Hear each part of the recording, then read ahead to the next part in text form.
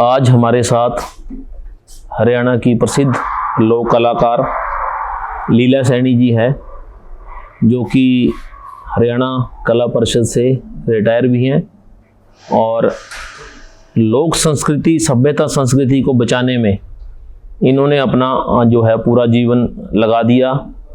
मूल मकसद एक ही रहा कि जो है हमारा समाज जो है अपनी जड़ें न भूले और सभ्यता संस्कृति से जुड़े रहें। और इनको भारत सरकार द्वारा कलाविद सम्मान जो है वो उस विभूति से इनको विभूषित किया जा चुका है। इनके जीवन के बारे में, संगीत साधना और कला के बारे में और इनके संघर्ष के बारे में आज इनसे बातचीत करेंगे कि किस प्रकार इन्होंने इतना बड़ा जो है मुकाम पाया। सर्वप्रथम लीला सैनी जी, अपने बारे में संक्षिप्त हमारे जो है दर्शकों को बताइए। मेरे बारे में मैं बचपन से इस लाइन में हूँ और मैं जब 8th क्लास में थी तो मैं दूसरी स्टेट में मेरा प्रोग्राम था, जैसे कानपुर है, लखनऊ है, ऐसी जगह पे मैं जाके कार्यक्रम करके आई। 26 जनवरी 82 में मैं फर्स्ट टाइम गई थी दिल्ली में।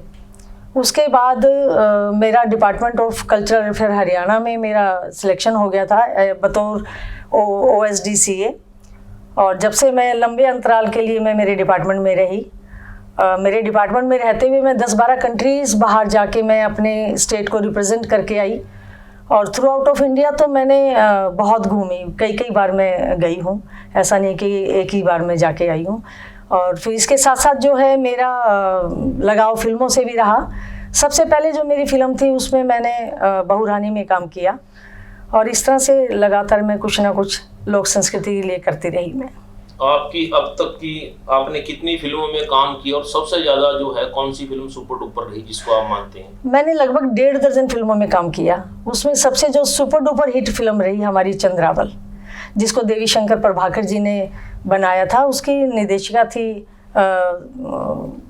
उषा शर्मा जी और मैंने उसमें साइड हीरोइन का काम किया था। उसकी सिल्वर जुबली रही थी फिल्म की, साथ में वो भी फिल्म हिंदी चल रही थी, लेकिन जो सिल्वर जुबली रही वो चंद्रावल की रही।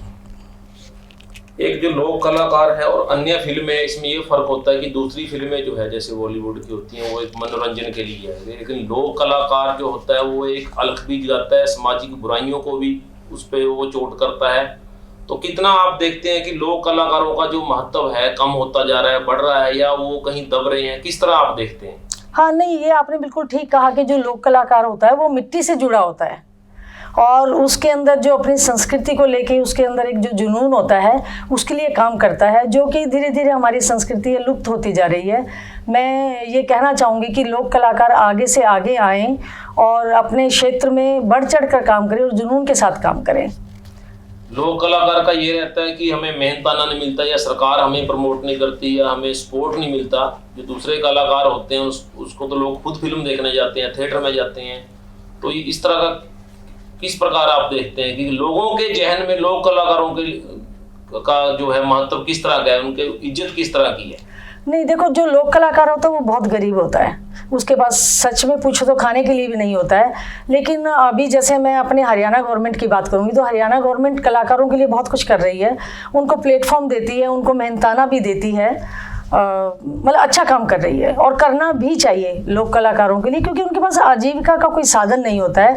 यही कारण है कि उनकी पीढ़ी में आगे कोई भी नहीं आ रहा है। पीढ़ी को रखने के लिए, बरकरार रखने के लिए उनको प्रमोट करना बहुत ज़रूरी होता है और जिससे उनकी रोजी रोटी चल सके।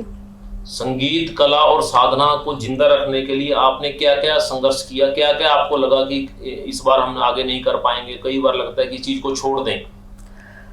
नहीं, ऐसा है कि जो संगीत साधना, इसके लिए एक जुनून होना बहुत ज़रूरी है आपके अंदर। जुनून जब तक आपके अंदर नहीं होगा आप उसकी साधना नहीं कर सकते। अब जहाँ तक आप मेरे को लेके बात करेंगे, जैसे मेरा लोक नृत्य है, लोक गायन है, तो मतलब मुझे लगता है कि मैं इसी के लिए बनी हूँ। परमात्मा ने जो मुझे पैदा किया है इसी के लिए किया है और मुझे इसी के लिए काम करना है। और मैं ये परमात्मा से चाहती हूँ कि वो मुझे आखिरी सांस तक मुझसे काम ले। आपको भारत सरकार का कलाविद जो है सर्वोच्च सम्मान मिला है जी। आपको क्या उस सम्मान से संतुष्ट है? आपकी जो मेरी कला है वो सफल हुई है कहीं ना कहीं? नहीं, वो उसमें जो कलाविद सम्मान दिया तो ऐसे तो बहुत है कि लंबे अंतराल के बाद मुझे सम्मान दिया गया है और मेरे को ऐसा नहीं लगता कि आपको सम्मान मिला तो आप कला के लिए काम कर रहे हैं। सम्मान मिले ना मिले, लेकिन आपको कला के लिए काम करना चाहिए। आप संगीत को अगर आप चंद शब्दों में पूछूं, संगीत को आप किस तरह देखते हैं? क्या है संगीत? बहुत सारे लोग आजकल पॉप संगीत में हैं या उनको असली कला का नहीं, आपकी नजर में संगीत क्या है? संगीत एक पूजा है, इसका स्वरूप नहीं बिगड़ना चाहिए। मतलब संगीत को साधना की तरह से इसको करना चाहिए। और आजकल जैसे आप रैप की बात कर रहे हैं या कुछ और दूसरे संगीत की बात कर रहे हैं, उससे लोक संस्कृति बिगड़ती है। वो ठीक है कि कुछ लोग अपनी रोजी रोटी कमाने के लिए इस तरह का काम करने लग गए हैं लोग, लेकिन संगीत एक हमारी जो देवी है, सरस्वती देवी है, उसकी साधना करें तो उसमें बहुत संगीत छुपा हुआ है। आपका सुकून है मन का, आपकी आत्मा की शांति है उसके अंदर। तो संगीत को स्वरूप जो है संगीत का, उसको बिगड़ने नहीं देना चाहिए। आप हरियाणा से अभी हिमाचल में है, हिमाचल हमारा नाटी है, अन्य हमारा और होता है यहाँ पे, तो हिमाचल के जो है लोगों को, लोक कलाकारों को क्या संदेश आप देना चाहेंगे? मैं हिमाचल के लोगों को ये संदेश देना चाहूँगी कि किसी भी स्टेट की जो संस्कृति होती है वो मिट्टी से जुड़ी होती है, उसकी महक होती है। आप चाहे हिंदी मूवी देखें, इंग्लिश मूवी देखें, हॉलीवुड मूवी देखें, लेकिन जब आप किसी लोक संस्कृति से जुड़ी हुई मूवी को देखते हैं, फिल्म देखते हैं, तो आप खींचे चले जाते हैं उसकी तरफ। मेरा हिमाचल में, पूरे हिमाचल में मैंने बहुत भ्रमण किया, चंबा, डलहौजी, मनेरी बहुत गई हूँ मैं।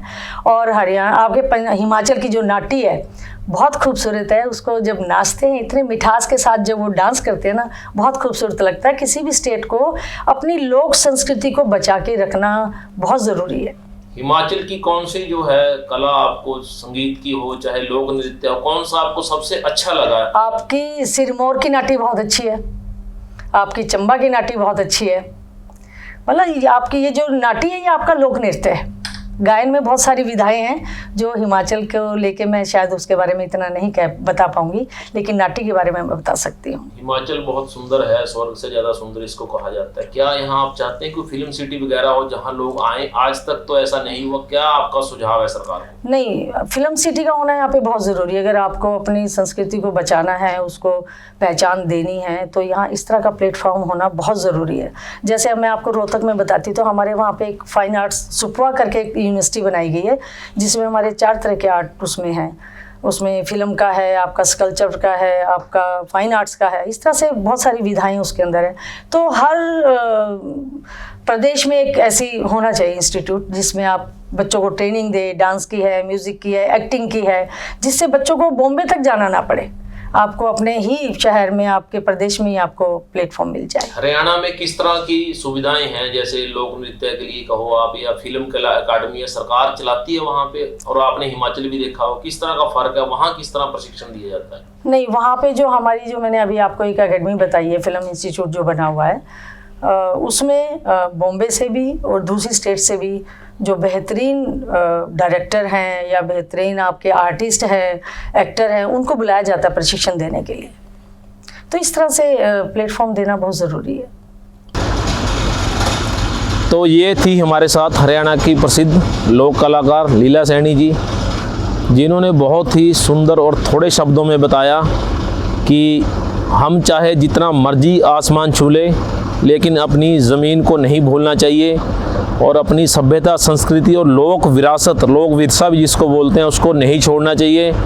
और आज चाहे तरह तरह के संगीत है, रैप सॉन्ग हैं या बॉलीवुड के नंग धड़ंग गाने हैं, उन सब से ऊपर उठकर जो अपना हमारा विरसा है, जो हमारी सभ्यता, संस्कृति है, लोक नृत्य है, लोक गायकी है, उसको जिंदा रखने की पूरी जो है कोशिश करनी चाहिए। जहाँ तक उन्होंने कहा कि कलाकार जो इस तरह के लोक कलाकार है, वो बहुत ज़्यादा, मैं कहूँगा कि मुफलिसी में जीते हैं। वो बहुत ज़्यादा साधन संसाधन नहीं होते और उनका कोई इस तरह का काम भी नहीं होता कि सरकारी नौकरी है, बहुत बड़ा बिजनेस है, उसके साथ साथ कला सृजित करें। जब वो कला में डूब जाता है तो उसको कला में हमेशा ही जो है उसके अभावों से उसको जीना पड़ता है, लेकिन फिर भी वो कला संस्कृति को लेकर किसी न किसी तरह उसको जिंदा रखने के लिए लेकर अपना जो है जी जान लगा देता है। इससे एक महिला होने के नाते भी हमें यही सीखने को मिला है कि साधनों संसाधनों का रौना न रोकर अगर हम मंजिल खोजेंगे तो मंजिल जो है आपको ज़रूर मिले।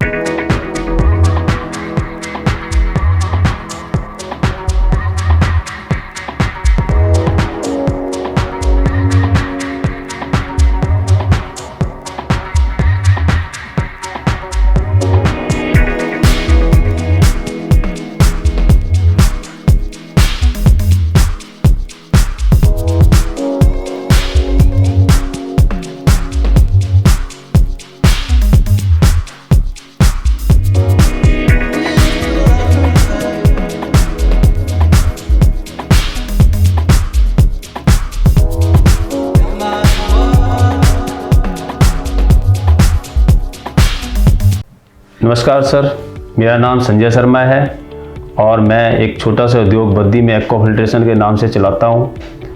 और हमारे जो प्रोडक्ट हैं, हम डोमेस्टिक आरओ बनाते हैं घर के लिए, कमर्शियल आरओ बनाते हैं फैक्ट्रियों के लिए, कॉलेज के लिए, स्कूल के लिए, और इंडस्ट्रियल आरओ बनाते हैं फार्मा इंडस्ट्री के लिए, कॉस्मेटिक इंडस्ट्री के लिए या किसी भी तरह की इंडस्ट्री के लिए, टेक्सटाइल इंडस्ट्री के लिए।